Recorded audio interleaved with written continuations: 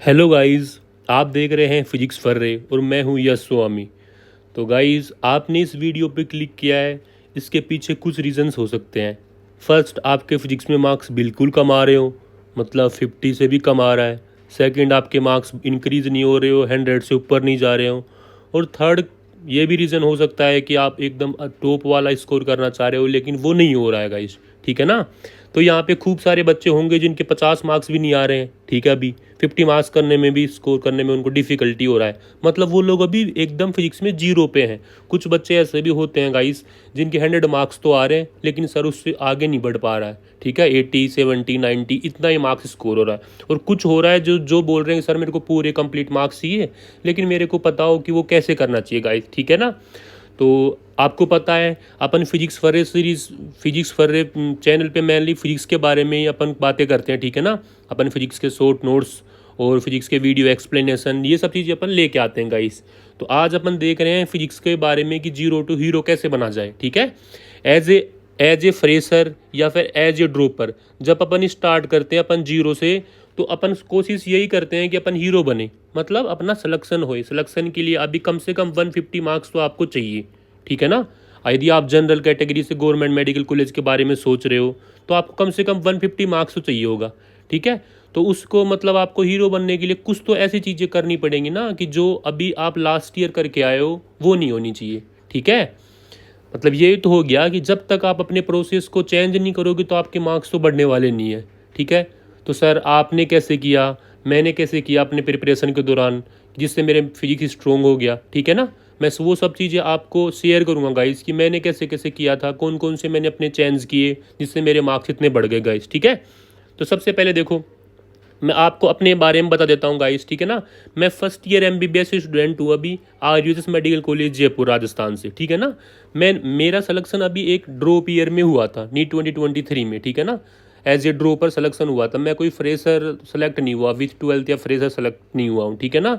मैंने खुद ने फिजिक्स को जीरो से स्टार्ट करते हुए 175 180 तक लेके गया हूँ।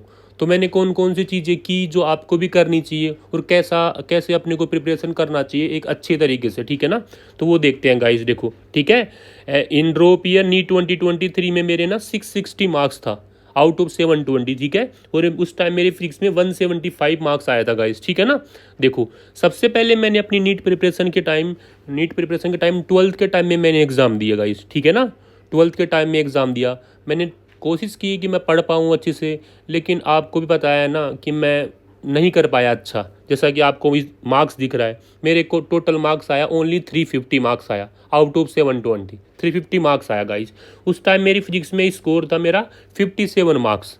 और 57 मार्क्स भी कुछ, वो जो 12th वाले चैप्टर्स हैं ना जो मैंने बोर्ड के लिए पढ़े थे वो मेरे को थोड़ा बहुत आते थे, उनकी वजह से मेरे 57 मार्क्स आ गया गाइज, ठीक है। अभी फिर मैंने ड्रॉप लिया एक, अच्छे से मैं प्रिपरेशन करूं, ठीक है। और ड्रॉप ईयर में मेरा मार्क्स आया 570 आउट ऑफ 720, ठीक है, 575 आया गाइस। और इस टाइम मैंने फिजिक्स में स्कोर किया 180 आउट ऑफ 180 गाइस, ठीक है ना। ये मेरे लिए एक ऐसा माइलस्टोन था जो खूब सारे जो नीट एस्पिरेंट होते हैं ना उनके लिए एक ड्रीम होता है कि वो फिजिक्स में out of full marks gain कर पाएँ। लेकिन ये इतना आसान नहीं होता है सब लोगों के लिए, क्योंकि वो ऐसी चीज़ें करते ही नहीं है जो एकदम इजीली इस मार्क्स को गेट अप कर पाएंगे गाइज अपन, ठीक है। तो मैंने ये सब चीज़ें कैसे किया कि एक ही साल में मैंने 57 से 180 तक कैसे पहुंच गया गाइज, ठीक है ना। तो इस ईयर में मैंने कौन कौन सी चीज़ें किया था, क्योंकि मैंने खुद इस टाइम सेल्फ स्टडी किया था गाइज, ठीक है ना। मैंने PW से ऑनलाइन प्रिपरेशन किया था इस ईयर में, ठीक है। तो मैंने क्या क्या चीज़ें की, मैंने कैसे कैसे ऑनलाइन क्लासेस अटेंड की, उसके बाद में PYQ कितना लगाया, कौन कौन सी बुक सोल्व की, NCERT भी लगाया कि नहीं लगाया, वो सब चीज़ें अपन देखते हैं गाइस, ठीक है। उसके बाद में मैंने फिर दोबारा से ड्रॉप लिया, क्योंकि गाइस इस ईयर में ना मेरा बायो का स्कोर बहुत कम था, मेरे को बायो थोड़ा अच्छे से आता नहीं था, जूलॉजी खास करके। फिर मैंने ड्रॉप ईयर लिया और मेरा मार्क्स आया 660 आउट ऑफ 720। और इस टाइम भी मेरे फिजिक्स में 175 मार्क्स था गाइस, ठीक है ना। इसी साल मैंने फिजिक्स को इतना स्ट्रॉन्ग कर लिया था ना गाइस कि उसके बाद में तो जो नेक्स्ट ड्रॉप था ईयर मैंने ड्रॉप लिया ना, उसमें मैंने फिजिक्स के जस्ट फॉर्मूला सीट रिवाइज किया, जो अपने फॉर्मूला सीट और PYQ को बार बार किया, बस इतना कॉन्फिडेंस आ गया था मेरे को कि अब इसको भूलने वाले नहीं हैं अपन। मतलब कल मेरे को कोई ऐसे बोले कि कल तुम्हारी फुल फिजिक्स का पेपर है ना, तो मैं तैयार हूँ, क्योंकि जस्ट मैं फॉर्मूला सीट उठाता, उसको रिवाइज करता और आराम से एग्ज़ाम अटैम्प्ट करके आ जाता गाइस, और मेरे अच्छे मार्क्स आते थे। ठीक है, तो देखो कौन कौन से पॉइंट आपको ध्यान रखने चाहिए, कौन कौन सी चीज़ें मैंने किया, कौन सा स्टेप आपको अपनाना चाहिए। देखो सबसे पहले तो आपको ना, आप यदि ऑफलाइन कोचिंग से हो, ऑनलाइन कोचिंग से हो, या कैसे भी प्रिपरेशन कर रहे हो, आपको वीडियो लेक्चर या फिर क्लासेस अटेंड करनी पड़ेंगी। सबसे फर्स्ट इंपॉर्टेंट चीज़ तो ये है गाइस, इसका कोई शॉर्टकट नहीं है कि आप बिना क्लास अटेंड किए हुए जस्ट फॉर्मूला सीट देखे हुए या नोट्स को परचेज करके उससे कुछ कर सकते हो। ये पॉसिबल ही नहीं है। ये बायोलॉजी तो है नहीं कि एनसीईआरटी पढ़ के काम चलाया जा सकता है, या आपको कंसेप्ट को समझना पड़ेगा ना। तो यदि आपको कंसेप्ट को समझना है गाइस, तो आपको क्लास और वीडियो लेक्चर तो लेने ही पड़ेंगे। ठीक है, और क्लास के साथ साथ आप नोट्स भी बनाओ। यदि आप ड्रॉपर हो पहले के नोट्स से, तो फिर नोट्स बनाने की ज़रूरत नहीं है। पर यदि आपके पास नोट्स नहीं है ना, तो आपको नोट्स बनाने ही पड़ेंगे गाइस। ठीक है ना, नोट्स क्यों बनाना है सर, आप रिवीजन किससे करोगे फिर। ठीक है ना, रिवीजन भी तो करना पड़ेगा ना आपको, तो आपको नोट्स बनाना ही पड़ेगा गाइस। ठीक है ना, आप वीडियो लेक्चर देखोगे, क्लास अटेंड करोगे ना, उससे आपके कंसेप्ट स्ट्रॉन्ग होंगे। ठीक है, कंसेप्ट स्ट्रॉन्ग करने का एक ही तरीका होता है, पहले अपने कंसेप्ट को आप दूसरों से देखते हो कि कैसे हो रहा है, फिर आप खुद अप्लाई करके देखते हो, तब वो अपने आप को अच्छे से समझ में आने लगता है। तो आपको सबसे पहले तो लेक्चर्स देखने हैं, पूरे लेक्चर्स देखने हैं, जितना भी फिजिक्स है सारा का सारा। ठीक है, उसके बाद में आपके पास अब नोट्स है। ठीक है, नोट्स में आपको क्वेश्चंस भी प्रैक्टिस करवाया गया है, थ्योरी भी लिखवाई गई है। ठीक है, तो अभी आप उन नोट्स का रिवीजन करोगे। एक बार में समझ किसी को भी नहीं आता है। ठीक है ना, जब अपन फिजिक्स को स्टार्ट करते हैं तो मैंने खुद बताया आपको कि मेरे 57 मार्क्स थे पूरी साल पढ़ने के बाद में। ठीक है ना, तो एक बार पढ़ने में किसी को भी समझ में नहीं आता है। एक बार यदि आपसे क्वेश्चंस अटेम्प्ट नहीं हो रहे हैं तो दोबारा करो। ठीक है ना, किसी से भी एक बार में आंसर नहीं आएंगे गाइस, तो आप बार बार अटेम्प्ट करने पड़ेंगे। मतलब आपको 2 से 3 बार उन नोट्स को रिवाइज करना पड़ेगा। ठीक है, 2 से 3 बार उन नोट्स को रिवाइज करो आप। ठीक है, उसके बाद में नोट्स कर लिया, नोट्स बना लिया, नोट्स को रिवाइज भी कर लिया। अब सबसे पहले मैं आपको ये बोलूँगा कि आप कोई भी मॉड्यूल या कोई भी हायर लेवल बुक सोल्व करने से पहले आप ना PYQ सोल्व करो अपने। सर PYQ क्यों सोल्व करें, देखो एक तो PYQ ना उन बुक्स और मॉड्यूल के कंपेरिजन में थोड़े ईजी होते हैं। आपको भी पता है कि नीट का पेपर जो अपने जो टेस्ट सीरीज चलती है ना, उनसे थोड़ा ईजी आता है।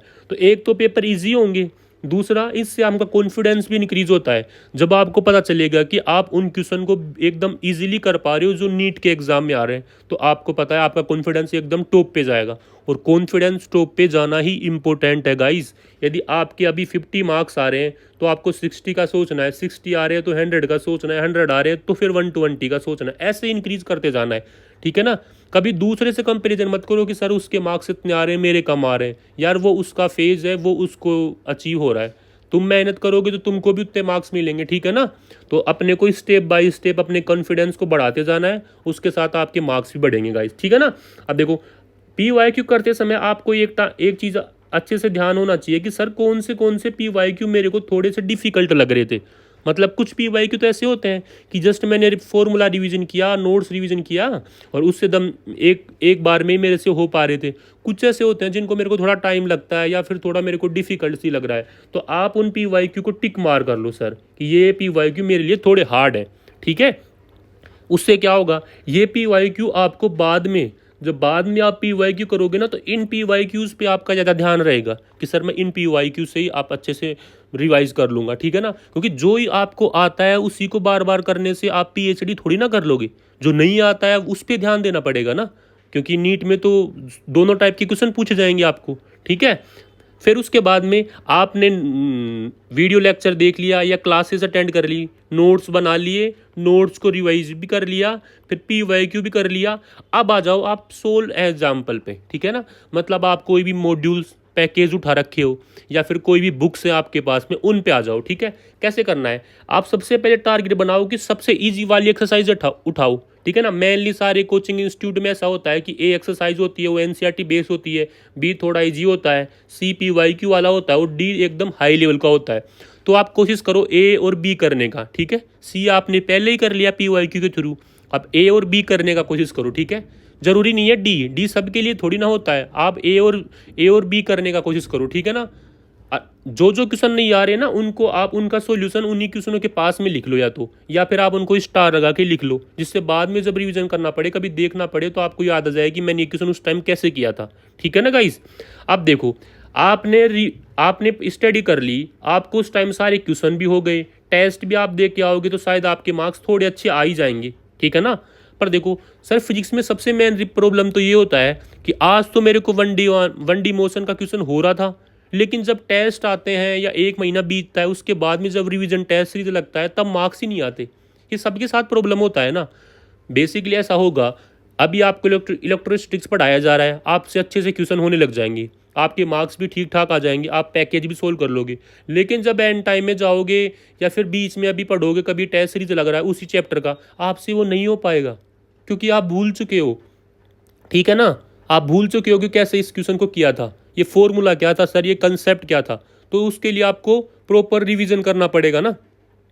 और देखो गाइस, ऐसा तो होता नहीं है, ये कभी भी नहीं हो सकता कि आप लास्ट टाइम में जाके रिवीजन की हैबिट डालो। अभी से आपको रिवीजन करता रहना पड़ेगा, थोड़ा थोड़ा थोड़ा। मतलब कि हर मंथ में जितने टॉपिक हुए कम से कम उनका 2 बार रिवीजन होना चाहिए, कम से कम उनके फॉर्मूलाज का रिवीजन तो होना चाहिए, जिससे आपको वो थोड़ा यूज टू लगते रहें कि ऐसे रिवाइज किया था मैंने इनको, तो बाद में उनको रिवाइज करने में थोड़ा टाइम कम लगेगा आपका।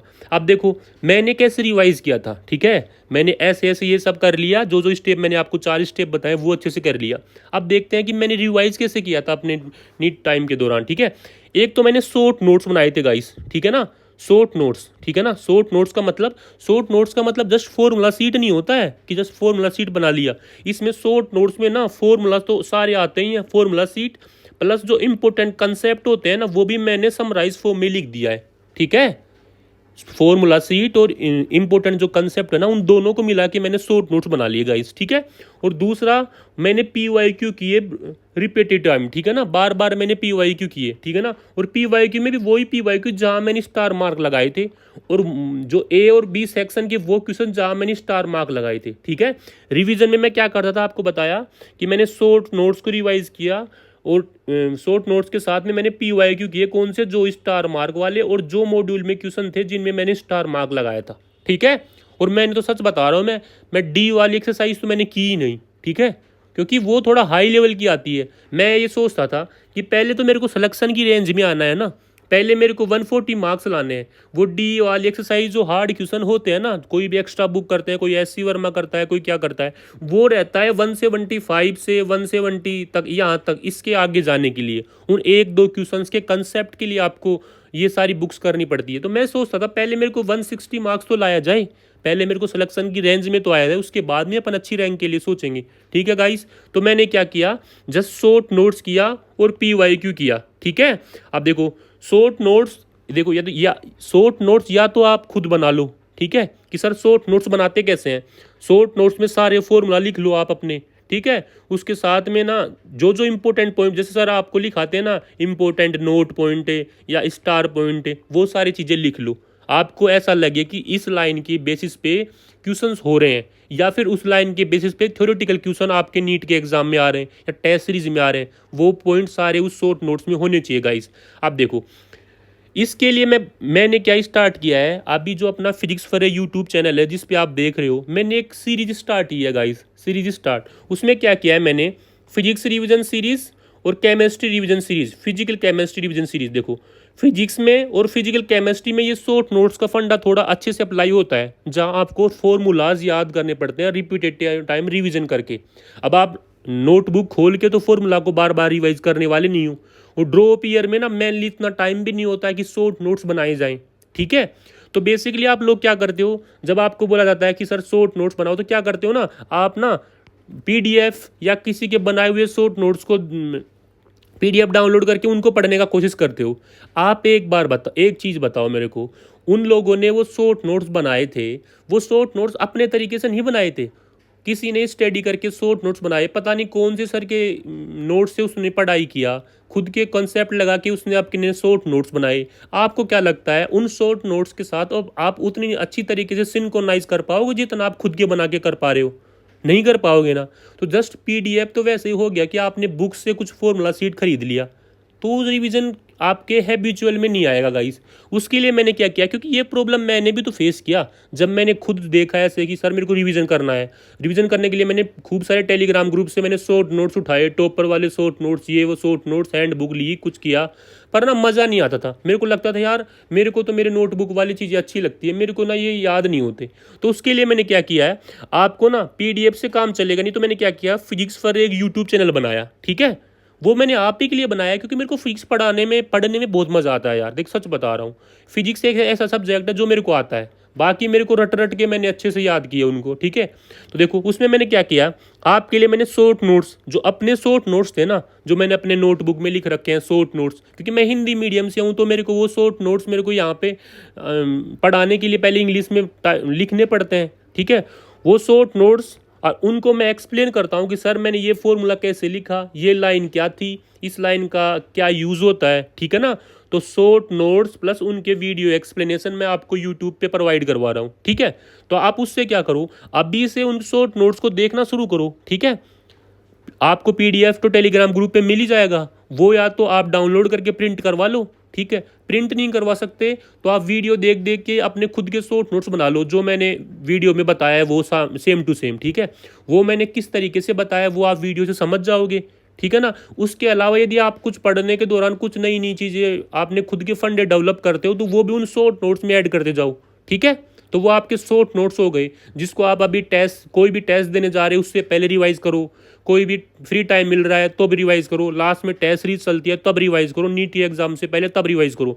आप उनको इतनी बार रिवाइज कर चुके होगे ना कि आप उनके हैबिचुअल बन जाओगे। ठीक है ना, आपको ब्रेन में एक इमेज बनने लग जाएगी कि सर इसका इसके बाद में ये फॉर्मूला आता है, इसके बाद में ये फॉर्मूला आता है, इसके बाद में ये कंसेप्ट आता है। गाइस देखो, आप ना इन शॉर्ट नोट्स का मल्टीपल टाइम रिविजन करके ही ना इजी सारे जितने भी जी वाले क्वेश्चंस है ना वो आराम से कर लेगो आप। ठीक है, आराम से कर लोगे जी वाले क्वेश्चंस, और जो भी कंसेप्ट होते हैं ना वो आपको याद होने लग जाएंगे, कंसेप्ट आपको याद होने लग जाएंगे। अब देखो मैंने यहाँ पे ना डाटा आपके लिए डाटा कलेक्ट किया है। देखो फिजिक्स में कितने क्वेश्चन इजी वाले आ रहे हैं, 24 क्वेश्चन तो इजी थे। जो इस बार फिजिक्स का पेपर आया था ना उसके 24 क्वेश्चन तो इजी वाले थे, 24। ठीक है, 24 क्वेश्चन तो मतलब ऐसे क्वेश्चन थे जो केवल फॉर्मूला अप्लाई करने या फिर जो शॉर्ट नोट से निकाले जा सकते हैं। 24 तो मतलब 24 में से 100 मार्क्स तो आपके जस्ट फॉर्मूला सीट से आ रहे हैं। 100 मार्क्स तो 22 क्वेश्चन हैं जो मीडियम वाले थे, मतलब उनको थोड़ा पीओआईक्यू के साथ प्रैक्टिस किया जाए तो उनको आसानी से कर सकते हैं अपन।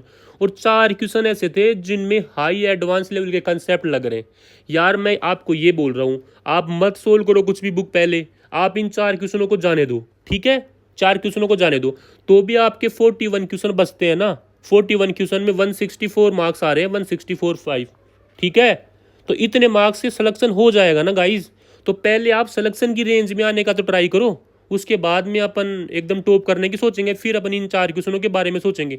ठीक है ना, तो आपको समझ में आया ना मैं क्या बोल रहा हूँ गाइस, कि अपने को पहले शॉर्ट नोट्स को रिवाइज करके वो सारे फॉर्मूलाज याद करने पड़ेंगे जो अपने को क्लिक नहीं होते हैं, वो कंसेप्ट अपने को बार बार याद करने पड़ेंगे। उसके बाद में ना आप पीवाईक्यू लगाओ। सर पीवाईक्यू कितने लगाएं, कम से कम भी आपको पीवाईक्यू लगाने हैं, कम से कम 15 ईयर के तो पीवाईक्यू लगाने हैं आपको। और पीवाईक्यू इस तरीके से लगाने हैं ना गाइस कि उस पीवाईक्यू को आप दूसरे को एक्सप्लेन कर पाओ, मतलब वो कंसेप्ट आपको अच्छे से आना चाहिए। ठीक है ना, वो कंसेप्ट अच्छे से आना चाहिए पीवाईक्यू का। देखो गाइस आपको ये याद रख, ये हमेशा पता होना चाहिए फिजिक्स के में तो क्या सीन होता है। फिजिक्स में ना लिमिटेड टाइप ऑफ कंसेप्ट होते हैं, लिमिटेड टाइप मतलब जैसे 1D में ना 20 कंसेप्ट हैं और 20 कंसेप्ट पे 25 क्वेश्चन बनते हैं। ठीक है, तो आपने यदि पीवाईक्यू के थ्रू 25 क्वेश्चन कर लिया ना, तो जो 26वां क्वेश्चन आएगा ना उसमें कंसेप्ट रिपीट होने वाला है। तो यार चांस बनते हैं कि कंसेप्ट रिपीट होगा, कंसेप्ट रिपीट होगा। और 20 से 30 क्वेश्चन तो ऐसे होते हैं जो पीवाईक्यू के रिपीटेटिव कंसेप्ट के बेस पे आते हैं। तो यार आराम से आप 40 क्वेश्चन की रेंज में तो आराम से पूछ रहे हो ना।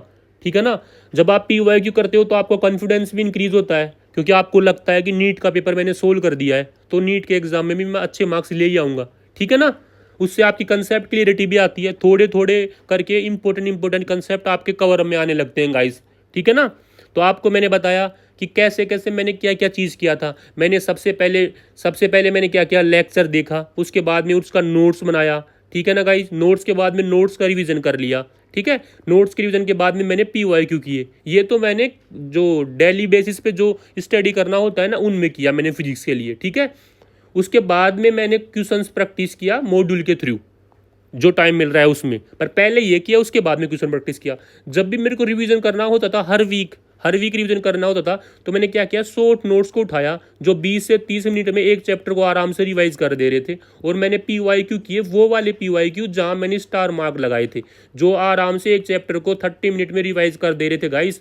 और ये शॉर्ट नोट्स तो मैं आपको अवेलेबल करवा ही रहा हूँ ना यूट्यूब पे, आप आराम से ईयरबड्स लगा के रिवाइज करिए, कुछ लिखने की जरूरत नहीं है, आप जस्ट वीडियो सुने और देखें, आपको धीरे धीरे 2-3 बार जब आप सुनोगे खुद में खुद याद होने लग जाएंगे यार, ठीक है। और बाद में मैं आपको PYQ सीरीज भी लेके आ जाऊंगा जहां PYQ को सॉल्यूशन कर लेंगे अपन, ठीक है ना गाइस।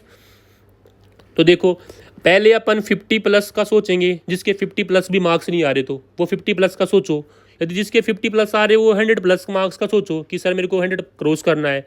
जिसको 100 मार्क्स आ रहे हैं, जिसके इजीली 100 मार्क्स आ रहे हैं, मतलब उसको शॉर्ट नोट जैसे फॉर्मूलाज है ना वो तो सारे याद हो गए हैं गाइस, ठीक है। अब उसको कुछ एक्स्ट्रा मार्क्स चाहिए तो उसको कुछ एक्स्ट्रा क्वेश्चन प्रैक्टिस करना पड़ेगा, ठीक है। एक्स्ट्रा क्वेश्चन प्रैक्टिस करो आप।